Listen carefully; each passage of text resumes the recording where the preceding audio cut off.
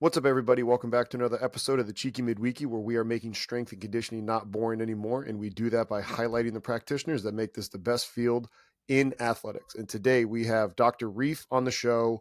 And if you are not familiar with him, he is the strength coach that was helping CeeDee Lamb stay busy in the offseason before he signed his mega deal. Dr. Reef, I appreciate you coming on the show. There's a lot of other things you could be doing. Thank you very much. No, thank you so much for having me. I'm excited to be here. So I was doing, some homework on you, and you've worked with some professional athletes across the board, football, basketball. It kind of seems like football is your niche. How did it all start for you? Because actually, before I get there, are you more DPT side, strength coach side? Because I work with a DPT who is an athletic trainer, Carell Fabian, who's now at Wisconsin with the football team, and he was awesome to work with, and he was a little bit more ATC side. So for you, which hat would you say you wear more? Honestly, I wear both. I would say probably a little bit more of the strength coach side a lot of the time, but I mean, honestly, it's really a bit of both. I have an amazing team with me, so I kind of oversee things on both the physical therapy and the performance side. I'm a little bit more in the weeds on the performance side on a day-to-day basis, but everything that happens on both the rehab and performance side, I make sure I keep a hand on, especially when it comes to our pros. But we have an amazing support team and support staff for that. So Yeah, so seeing that, I had a conversation with Dane Miller from Garage Strength, and one of his quotes that he had in the episode was, he's like, I think I want to be more strength coach than CEO. For you, is it more, being the practitioner or the CEO that kind of drives you or gets you out of bed in the morning? definitely the practitioner side, strength coach, and rehab side is really what I enjoy doing more than anything. The CEO and business side is an unfortunate necessary component, right? But I have a business degree and stuff as well, so I do have some background in that side, kind of preparing me for what eventually came to be. But definitely not where the passion is. The passion is definitely more on the getting down and dirty with it. So That's interesting you said that. What is your background? Like, what got you into all of this? Because I have my undergraduate degree actually in criminal justice, and then my offensive line coach was the one that spurred my interest in strength and conditioning and, led me down this path once I had already graduated with my bachelor's. So you saying that you have your degree in business, that's interesting for me to hear. yeah, I initially got into school and was doing business and marketing and business management. And along the way, got exposed to the personal training world. I had been an athlete growing up through high school and got recruited to play lacrosse in college, ended up changing schools. They no longer had a lacrosse team. And I was kind of like, all right, well, now what? So I got into working out a lot more and just kind of got more serious about that side of it, fell in love with it, and quickly got into the personal training world. After a couple of years of experience with that, I got exposed to physical therapy. And as an athlete, I had been fortunate enough to never have to go to physical therapy, never had any major injuries through high school and youth. So, that was my first intro to it, and I really enjoyed it. And from there, decided, hey, let me finish this business degree because I'm already, 3/4 of the way there. It's always going to be beneficial for me, and then I'll go ahead and pursue this physical therapy route. So along the way, I was personal training and things like that, and staying involved in the fitness side while just finishing everything up on the business side, and then pursued everything I needed to get my doctorate in physical therapy. Were you coaching athletes while you were doing the DPT? I don't know. I feel like, did I miss that part? But like, that's impressive because I did my PhD while working, and like, kudos to you for that, because the hours in the private sector, that's just as hard, if not harder.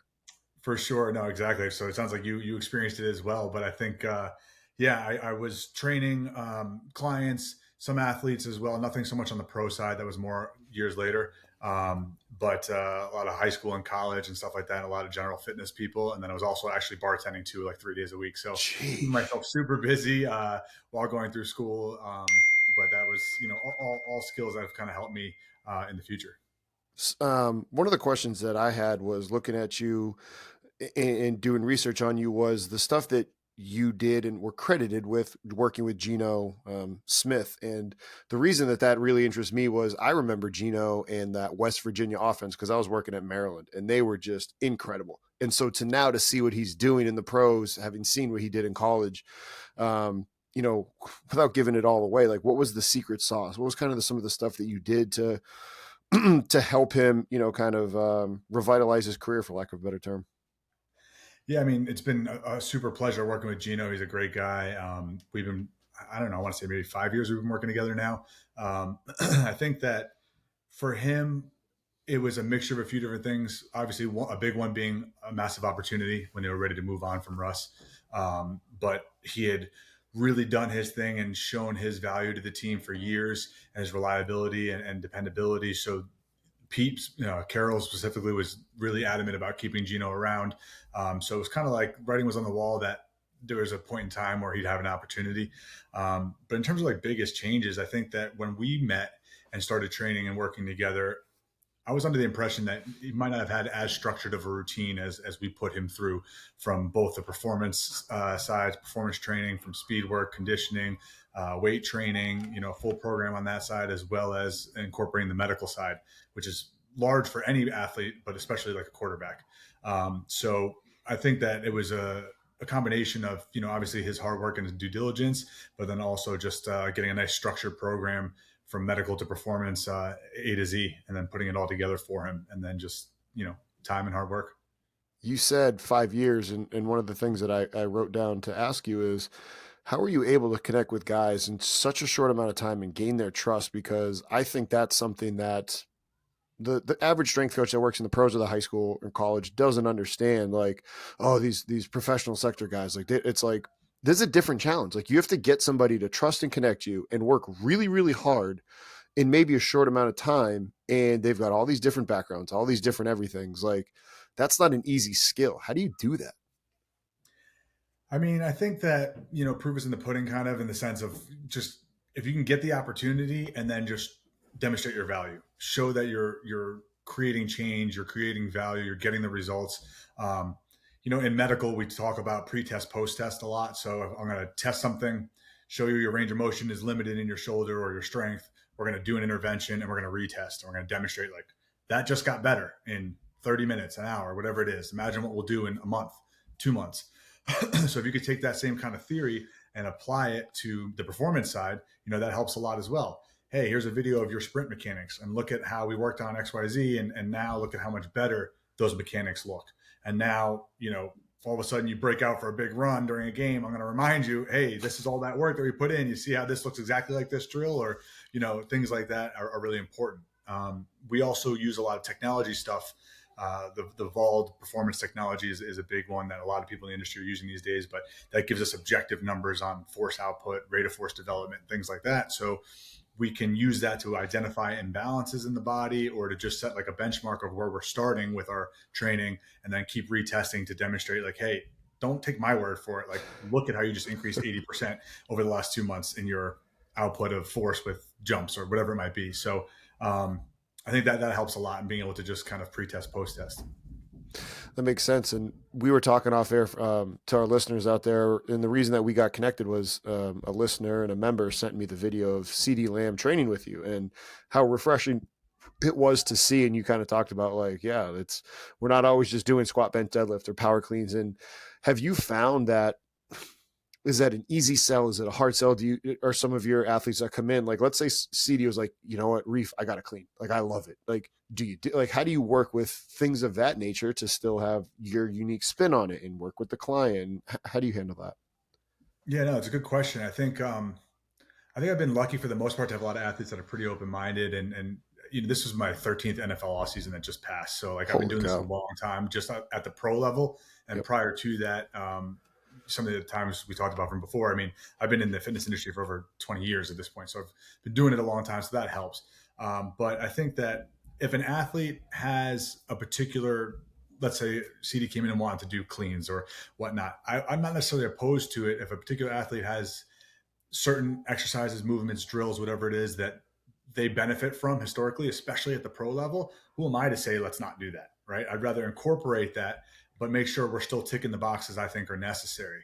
Um, I think my style of training as a whole is unique in a few different ways. One being that I rely a lot on stability training, bringing in balance and unstable environments and things like that, which a lot of more traditional people don't necessarily understand or agree with. And then I'm very, very big on functional training. So a given program for a day, let's say, might have a couple of big compound movements, your meat and potatoes, your squats, your heavy lunges, whatever it might be, your bench press. And then we'll get into another complex of something a little bit more ancillary and like, I should say, more functional. So maybe if it's a lower body day, we're doing a heavy squats with some chains, superset with some jumps or something. And then our next complex might be something more functional, like a crossover step up. And maybe we're supersetting that with some sort of lateral explosive jump or movement. And we might do 2 or 3 complexes like that, and then kind of hit up some ancillaries at the end to get all those little muscles and those little details into place. So again, just to answer your question, if anyone's got a particular movement that they want to incorporate, I don't have a problem with it. I think a big part of it is being able to take what you think is important and work around what someone else maybe finds works well for them to make sure you're delivering the final result.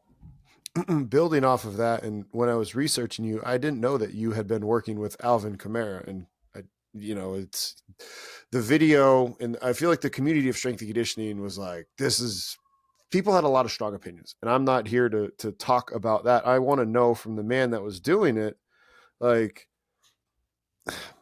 it's not like, was it your idea? I'm not here to debate that. I'm not even here to debate. I'm interested in knowing like the thought process behind that and letting strength coaches hear from the person that was actually doing it. Like, hey, this is why we do it, because there were some strength coaches like, hey, Alvin Kamara is still one of the best players in the NFL. Like, maybe he's right and we're all wrong, but nobody actually asked you that question. So now the question's being asked to you. Like I said, I researched this beforehand and I'm very interested in it. Taking a quick break from the show to talk to you about one of our sponsors, TeamBuildr. TeamBuildr has been my online software platform choice since 2019. Been using it at Towson, using it at Goldfinch, and use it with my online remote clients. You can learn more about them in the link down below. TeamBuildr is also part owner in the Plyomat, which will allow you to get quick, valid, and reliable jump data, jump height, ground contact time, and reactive strength index in just seconds. They are part owner of Plyomat, so you can check them out in the link down below as well. I've had Hawkin Dynamics for multiple years, dating back to my time at Towson, and still utilize them here at Goldfinch when I'm training athletes in Iowa. Hawkin Dynamics makes it simple to be able to get input to find out what's going on underneath the hood with your athletes. Whether it's lower body assessment, upper body assessments, you want reliable data to find out how the athlete is putting force into the ground so you can be able to accurately return an athlete from an injury, and you can also find out how the athlete is producing force to check how your training is working. Check out Hawkin Dynamics in the link down below. With Vitruve, you can accurately measure what speeds your athletes are moving the bar. No longer do you have to program simply based on sets and reps. You can program for your more mature athletes based on the velocities that they are hitting. You can accurately measure at a great price with Vitruve, and you can have this integrate with your TeamBuildr, making it simple so you no longer have to write down the recorded reps from other devices. Everything in one place with Vitruve VBT. Check them out in the link down below. Powerlift is located here in Iowa in the United States of America. I've utilized them back in 2011 when I had them at Harvard. I also had them at the University of Maryland, and then finally when I was at the University of Iowa. Their equipment is strong, it is durable, it is dependable. It's also customizable based upon whatever your needs are at your school. Check out Powerlift at the link down below. Yeah, I mean, I'm not sure if you're referring to like the one standing on the ball. He was doing balance training. Like it was, again, it was, so you talked about balance before, and it was single leg stuff, and whether it was barbells or bands with kettlebells, but like he's strengthening his foot, and that's a running back that is fantastic at putting his foot in the ground, accelerating, and making people miss. So something's working. Like for sure. I think we got real outside of the box with a lot of our stability work. Alvin and I, we worked together pretty closely for about 6 years, and his results were largely in part for multiple things. One, he's an incredible athlete, but number two, he was very, very dedicated to the process, and we obviously worked our way up to these crazy things, right? So like our first one that was very viral and a lot of people saw, I think we had, I don't know, like 7 million views or something crazy.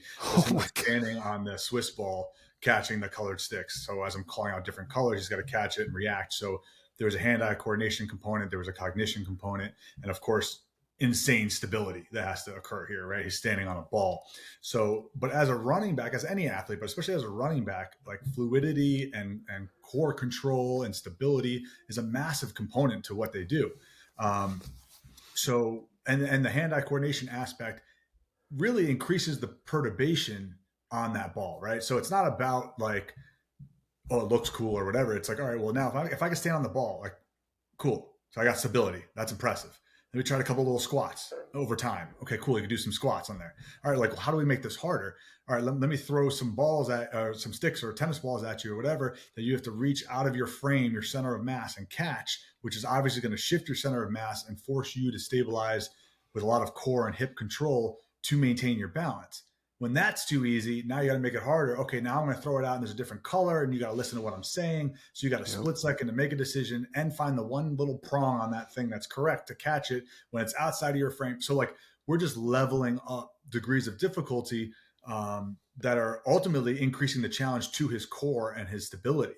So I think, you saw a lot of results from that on the field with his balance and his stability. I mean, it used to make me laugh because I'm like, I've never heard an announcer talk about an athlete's balance, but like they would just talk about it like all the time with him. So, it was clear that, something's making a difference here. And it was just fun to watch. Well, here's the thing too, is, we have videos inside Strength Coach Network talking about the importance of vestibular training and the ability for the perception cognitive reaction in the OODA loop. And it's like, that's what you're training. And you just said it. Listen, that's the icing on the cake. That's not the main thing we're doing. That's the ancillary stuff. And I feel like as a whole, we get too tied up in that. And if that is the icing on the cake that does it, and again, it's progressed and it's the perception cognitive, like, man, it's just such a shame that people couldn't enjoy that for what it was. It's true. I think that people in general, especially in this industry, but people in general are quick to try to be like, oh, like that's stupid, or that doesn't make sense, or my method's better, rather than, like you said, inquiring like, okay, well, why? Right. And that's what I work on a lot with my team is like, if you want to do something or you want to put a post out or you want to incorporate an exercise or a drill or whatever it is, great. Just know why. And as long as you have a good why and a good rationale, a lot of the time things aren't going to be wrong. Sure, there's a few outliers that's like, okay, this is wrong in this scenario because, whatever, contraindications for a particular rehab or whatever it might be. But as long as you have a why and a rationale, I don't really see a problem with it.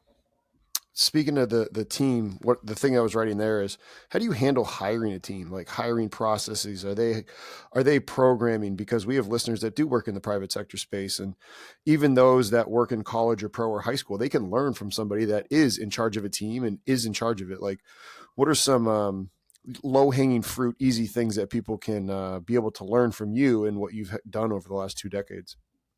With regard to staffing a team and building a team? Yeah, staffing a team, because that's not easy. Like, excuse me, you just said, your passion is working with the coaches, but you do know that you are working with the athletes. You got to build the team because you can't do everything and it's not scalable. So, what are some of the, kind of core basic things that you learned and looking back on, like, all right, 20-year younger Reef, I would tell this because we have that listener right now. Like, what would be your advice? Yeah, I think staffing is definitely the hardest part, right? I mean, finding people who can share your vision, share your style, all those things, be open-minded to learning and to working with you and to following your vision is challenging. And to find people that are up to snuff and up to par is really challenging. For us, it means a lot of back end work, a lot of searching. It's not like we just take any resume that comes through and it's like, all right, we have a hole to fill, let's fill it. I mean, majority of our staff are often from out of state. We're not afraid to bring people in from out of state, to move people in. We have a rigorous onboarding process and a rigorous interview process, from about 3 rounds of video calls before we go to in-person. So, and then in person, we're doing practical interviews. If it's on the physical therapy side, we're doing a practical physical therapy session. We're doing an evaluation. We're doing follow-up treatments. We're working through that continuum in that example. Hey, now I'm, a week out. Now I'm 2 months out. Now I'm returning to play. I really want to understand how this person thinks, how they operate. Where's their knowledge base? When it comes to the training and coaching side, we're going to do the same kind of thing. Hey, I want you to write me a program. I want to see what your programming looks like.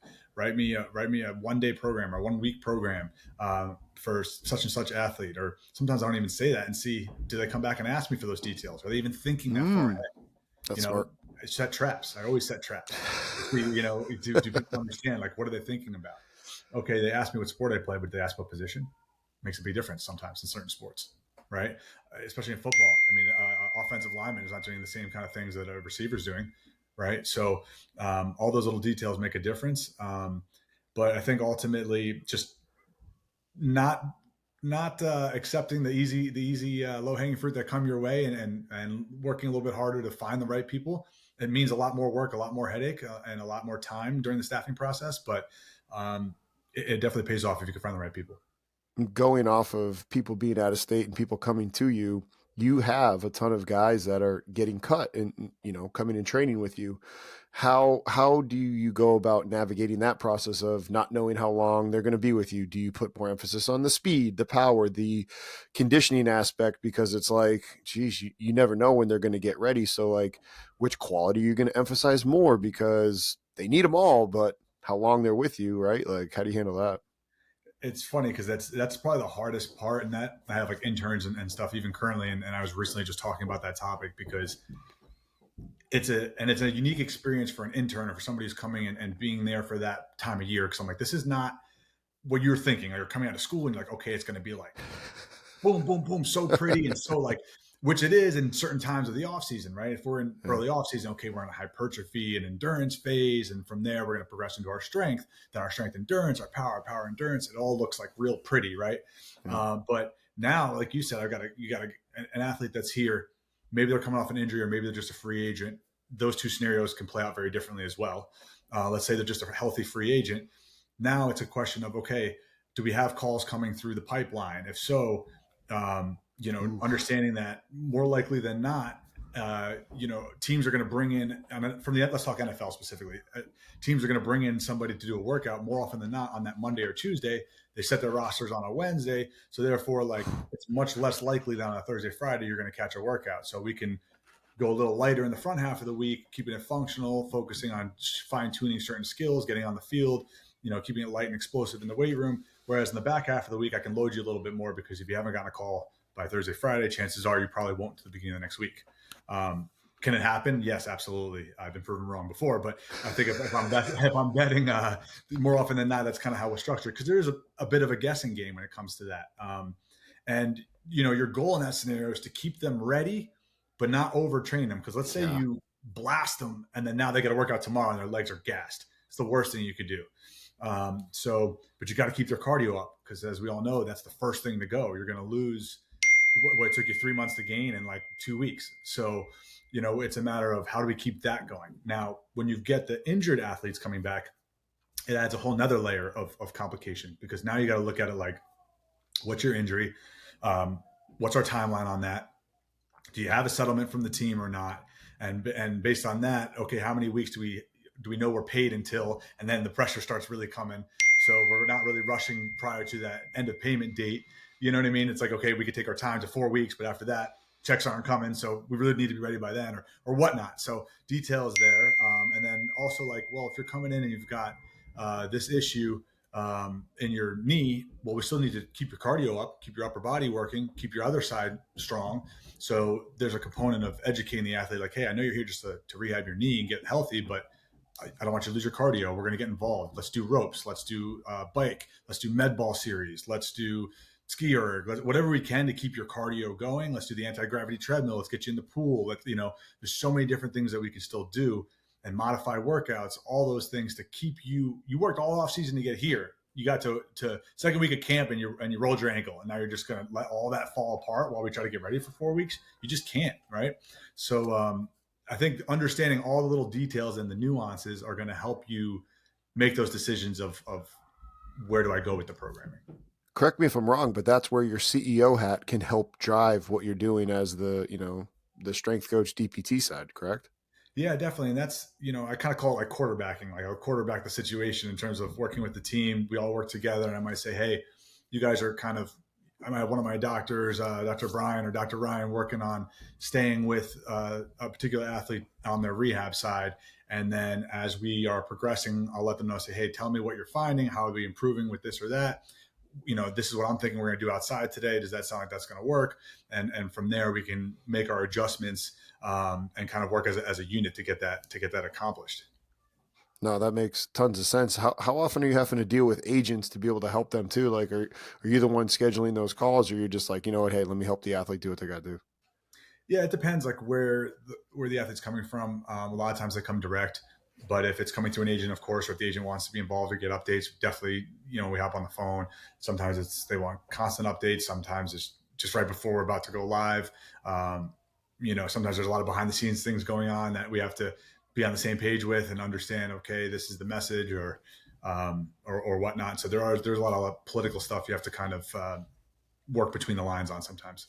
How difficult is it for your interns to understand? Like you said, it's not always pretty where it's like, yeah, he might not have a big acute workload or chronic workload, but he is a practice player that just got signed to the roster. So he's got to go. Like, we got to just deal with it and roll with the punches so they can make this check and they can get into this system that can produce a life changing result. Yeah, obviously the interns are there to get exposed, to learn, to help out a bit, and so like they're not taking a primary role in any way, but it's important. It's a good learning opportunity because because it's so different from the heart of off season or something that's so structured. It is unique to see, hey, this can be a little bit outside of the box, and what does it look like to deal with that? And even what a lot of interns or even new I want to say, I'll say new employees or new members of the team who maybe have had experience even at the college level come in and say, wow, this is super different with the pros because the pros don't have to show up. Right. I'm not the team. I can't find them if they don't show. I can't, they're not a high school kid who I can force to do X, Y, Z. So this is, a grown man who's getting paid a lot of money to do their job. And I'm going to do the best I can to help them and to guide them and to coach them both, in the weight room, on the field, as well as off, and just mentally and the approach to how to handle the off season and things like that. And ultimately it's gonna be their decision. So, you might put together the most beautiful progression and then the guy comes twice this week, twice the next week, disappears for a week, come back for 5 days. And you're like, man, like all this beauty I put together goes out the window. So, excuse me. So you got to be ready to be fluid with it and roll the punches.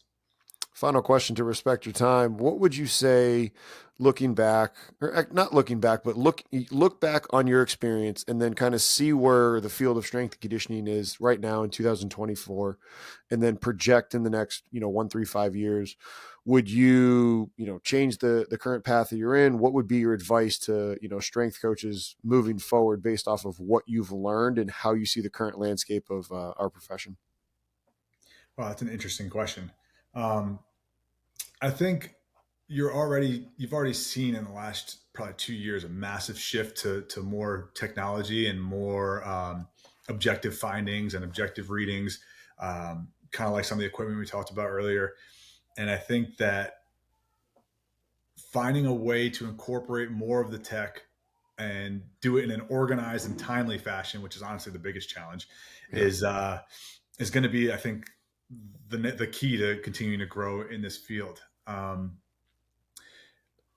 There's a lot of great tech out there. It could be distracting because there's so much cool stuff. I've companies throwing things at me left and right, and it's like, oh, that looks awesome. It's like, oh, here's a speed app that you use on your phone that does this and that. It's like, oh, that's amazing. Or here's these timing gates, and they can time this, and the agility drills. And I'm like, oh, that's so cool. And then there's this and that, but now you put it into practicality. It's like, all right, these things take me 30 minutes to set up. They never want to cooperate. Everyone's finished the warm up, staring at me. What are we doing next? The interns can't figure out how to do it, and they're in and out every couple of months. So it's like by the time you learn the darn thing, they're gone. All right, well, that's not working. Okay, well, this would be good, but then my phone's playing the music, and then I got text coming in every 2 seconds, and so it's like there's too much sometimes to make it all work. So you got to find what works for you, and find a way to really build it into your system. And that's honestly something that I'm trying to get better at myself, to figure out how to really incorporate a lot of this good stuff and do it in an organized fashion. So it's an endless challenge, and technology is forever growing at a rate we can't keep up with. So Amen to that, brother. I greatly appreciate you taking some time. Enjoy the rest of your evening, and thanks for sharing, my man. no, my pleasure. Thanks so much for having me. This was fun. You need CEUs to keep your certification as a strength and conditioning coach. At Strength Coach Network, both of our long-form education courses come with CEUs to the NSCA, CSCCA, ASCA, and the NCSF. Click the link down below for more information about how our courses can help you keep your certification and you're able to learn from some of the biggest and brightest names in strength and conditioning.